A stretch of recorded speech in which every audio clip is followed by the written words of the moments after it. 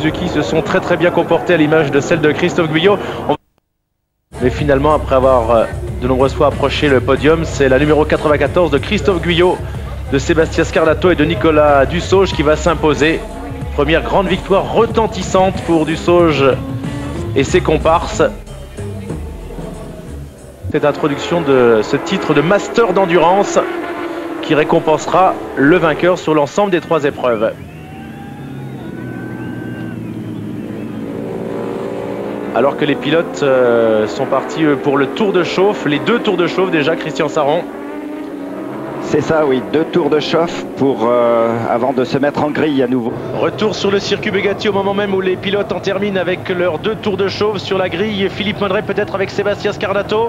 Pas encore, Rémi, il va traverser la piste pour venir nous parler. Mais je suis avec Jean-Marc Delétang qui, lui, ne prend pas le départ. Jean-Marc, la R7 en Superbike, ça a l'air d'être dominé tout de même par les superproductions de 1000 cm3.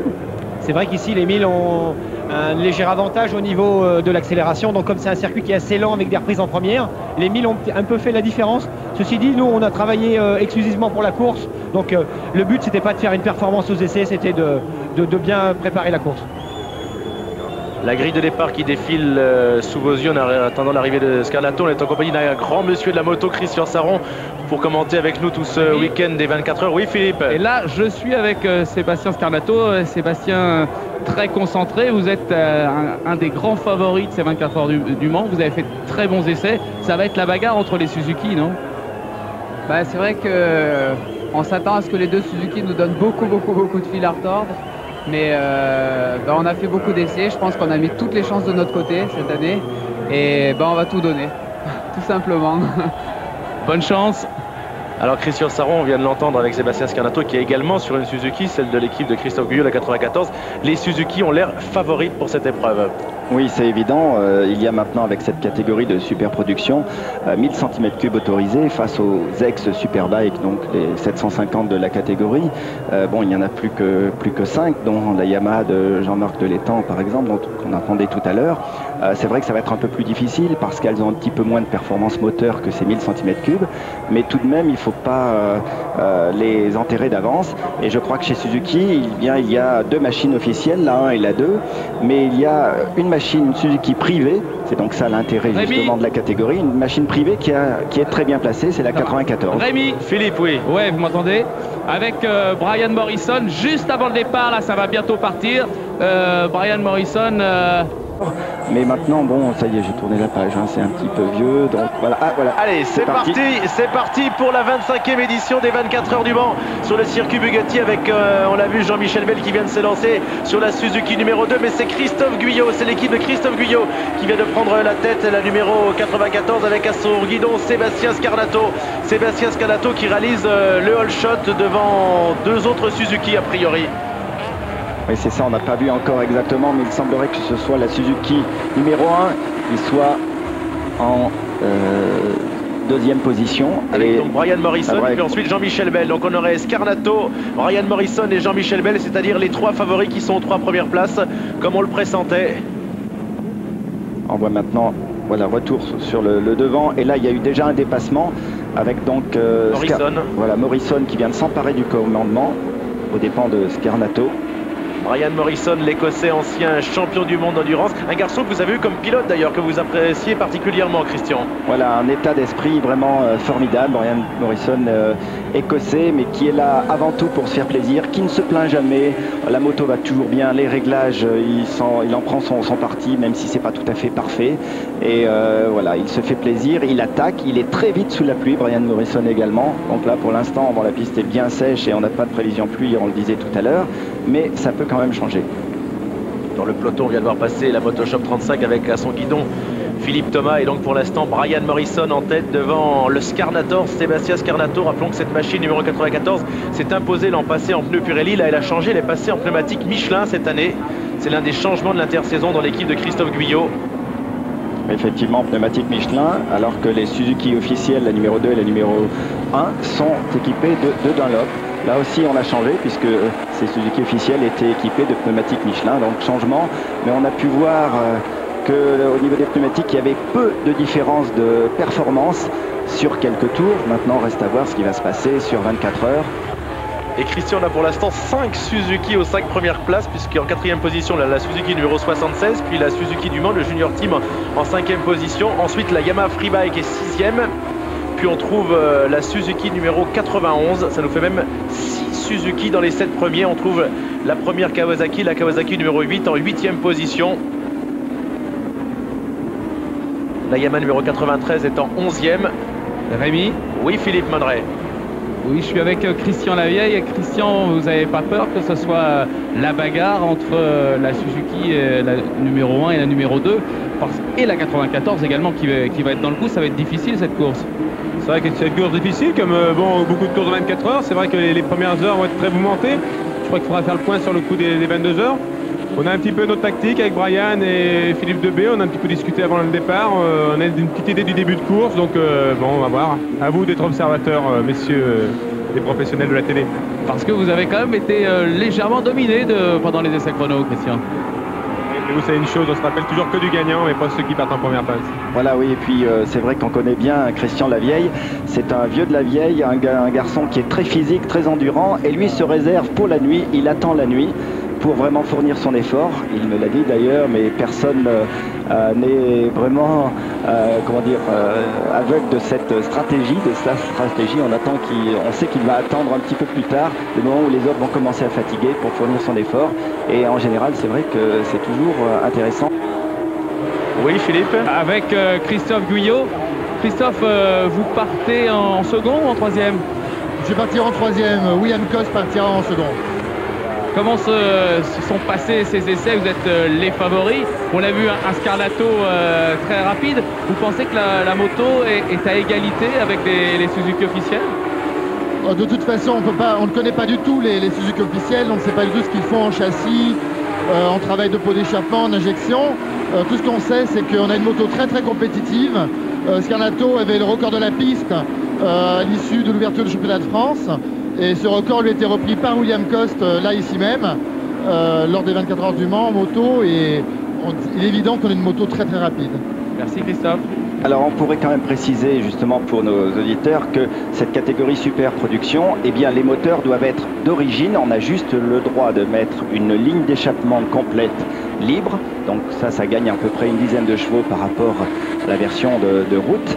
Et puis ensuite, donc le moteur est pareil. Donc la seule différence en fait entre les équipes, que ce soit les Suzuki officielles ou celles de Guyot, donc la GMT, eh bien ce sont les équipements, c'est-à-dire les fourches, amortisseurs, les freins et également justement l'échappement, la ligne d'échappement. Donc voilà les seuls échappements, ce à quoi on a le droit, parce que là, à ce niveau-là, c'est libre. On peut mettre pratiquement les mêmes équipements que sur une Superbike.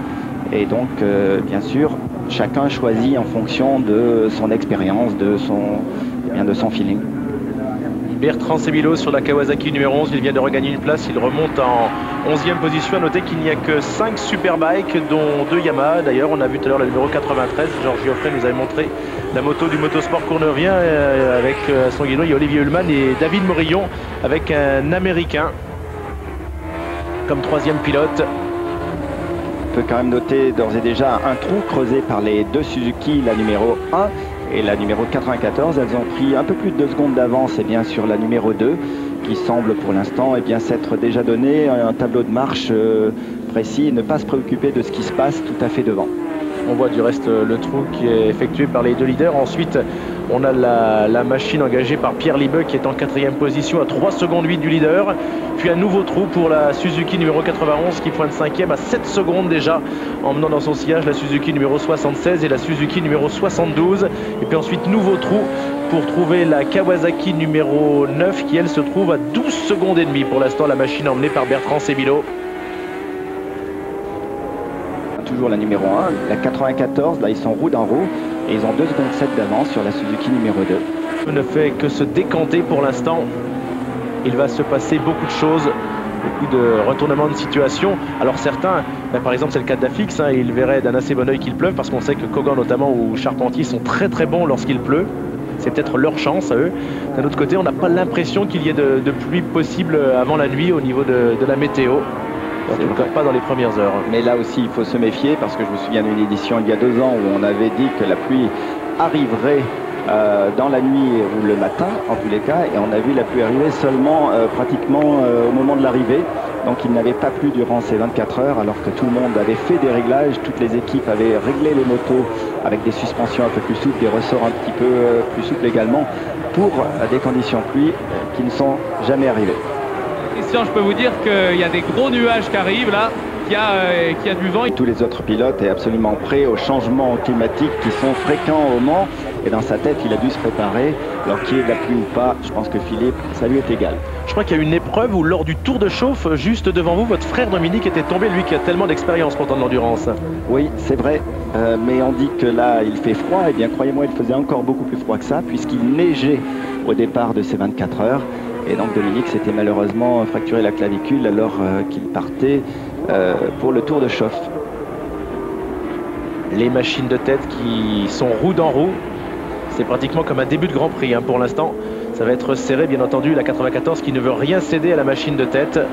Voilà, mais par contre, si les machines sont identiques, elles sont équipées de pneumatiques différents, puisque la 94 est chaussée de Michelin, alors que la numéro 1 est chaussée de Dunlop. Des pneumatiques qui, vous le voyez, s'ils ont fait jeu égal aux essais, ont l'air pour l'instant de se comporter de manière assez similaire au niveau des performances. Il va falloir attendre parce que ces super productions effectuent à peu près 40 tours avant de s'arrêter pour ravitailler. C'est 5 tours de plus pratiquement que les Superbikes qui, malgré leur cylindrée inférieure, 750 cm3 seulement, eh bien, consomment plus. Christophe Serron, on avait vu l'an passé Guyot gagner, c'était la première victoire d'une super production. Cette année, il n'y a que 5 Superbikes engagés, donc des Kawasaki et des Yamaha principalement. On n'a pas l'impression qu'une Superbike puisse encore gagner une épreuve comme les 24 heures du Mans. Non, c'est vrai que les Superbikes ne partent pas favorites de cette épreuve, mais il faut pas crier victoire d'avance pour ces catégories de superproduction parce qu'il peut se passer beaucoup de choses et on a souvent vu les favoris qui malheureusement n'arrivaient pas à l'emporter et des motos qui étaient challengers qui terminaient avec la victoire ou en tous les cas sur le podium. Donc cette machine, croyez-moi, les pilotes sont motivés, l'équipe est motivée, c'est une équipe d'expérience puisque Martial Garcia, vous le disiez tout à l'heure, est venu donner un coup de main à l'équipe de Freebike. Donc, eh bien, ils vont être là présents et s'ils n'ont pas de soucis, ils seront également difficiles à battre. Vous voyez, pour l'instant, ils ont même réduit un petit peu, l'écart est pratiquement similaire. Il y a 6 secondes d'écart sur la machine de tête, seulement après 8 tours couverts. Ils ont perdu un petit peu par rapport aux hommes de tête, mais ils sont toujours à 3 secondes de la 3e des Suzuki. La Suzuki numéro 2, les derniers tours. Cela dit, les 2 Suzuki de tête tournent plus vite. Une 41,7 pour la Suzuki numéro 1 dans le dernier tour, contre une 42 tourons pour la Suzuki de Guyot et une 42,6 pour la Suzuki numéro 2. Numéro 76. 76. C'est la machine de Bonnehuile. Bonnehuile, de Morillas et de Muto. Effectivement, il y avait un changement de roue arrière, semble-t-il une crevaison. Ah, donc une crevaison, vous l'avez entendu, on se retrouve dans un instant après la pub.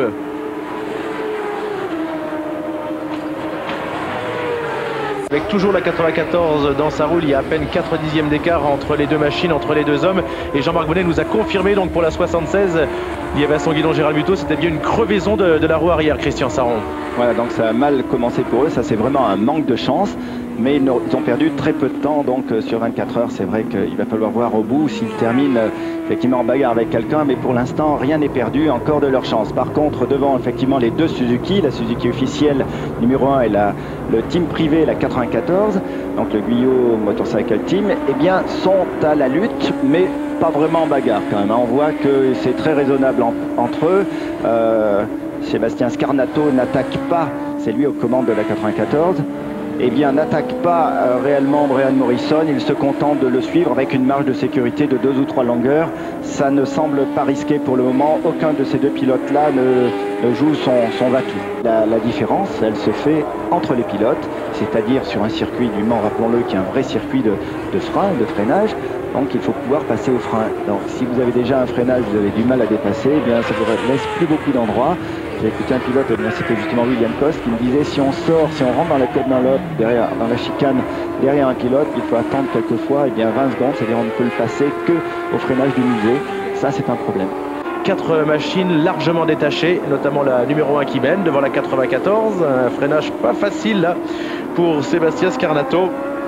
Dans le sillage d'Brian Marison, que l'on voit lui aussi gêné par une machine qu'il doit dépasser. Ça n'est pas simple, il y a du trafic comme on dit, Christian. Avec donc toujours la Suzuki numéro 1 qui est en tête avec 1 seconde d'avance. On a vu qu'au moment du dépassement des attardés, Sébastien Scarnato a perdu effectivement un petit peu le contact. Il a perdu 6 ou 7 dixièmes. Alors pas de changement pour les 4 premiers, toujours les 3 Suzuki numéro 1, 2 et 94 qui sont en première, deuxième et quatrième place, et intercalé en 3e position la Yamaha numéro 17. Ah, ça va revenir de plus en plus serré, on va se quitter dans quelques instants, mais ces 24 heures du Mans, on ne connaît toujours pas le vainqueur. Ça va être très serré entre les 3 machines de tête, voire éventuellement la numéro 94 seconde. On voit tout d'abord le travail sur les pneumatiques déjà, Christian Saron. Oui, un technicien de chez Michelin qui faisait quelques petites entailles dans le pneu, c'est pour faire monter la température un peu plus, parce qu'il faisait froid cette nuit ici sur le circuit Bugatti, et lorsque les pneus ne travaillent pas à température suffisante, eh bien, ils n'adhèrent pas. Là, c'est une triple chute. La chute au garage vert impliquant notamment la numéro 34.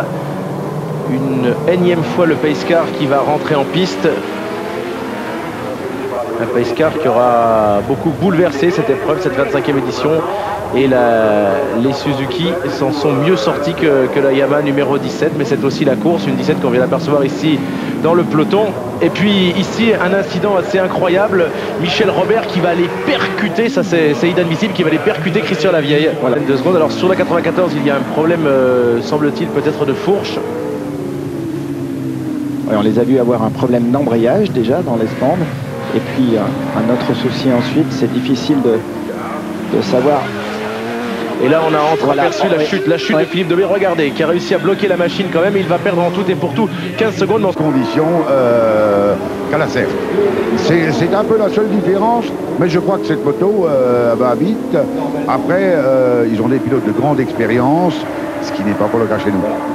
La catégorie Stock Sport. Oui, en catégorie Stock Sport, on vous a dit tout à l'heure qu'il y avait une belle bagarre et puis seulement quelques secondes. Et bien là, l'ordre vient de s'inverser. C'est la Yamaha R1 du team Autostart qui vient de prendre le commandement de cette catégorie. Juste devant 9 secondes exactement, la Suzuki numéro 27. Alors on va dire quand même pour corser un peu la chose, c'est qu'ils ne sont pas chaussés par les mêmes pneumatiques. La Yamaha est chaussée de Michelin alors que les 2 Suzuki 27 et 10 sont chaussés de Dunlop. C'est un petit peu le contraire de ce qu'on voit justement au devant de la course avec les 2 Suzuki. Est en tête des 24 heures du Mans Moto, peut-être pour une 2e victoire 2 ans après. Il avait gagné avec Honda, il est en tête avec Suzuki. Pour l'instant, les Suzuki sont bien placés pour s'imposer.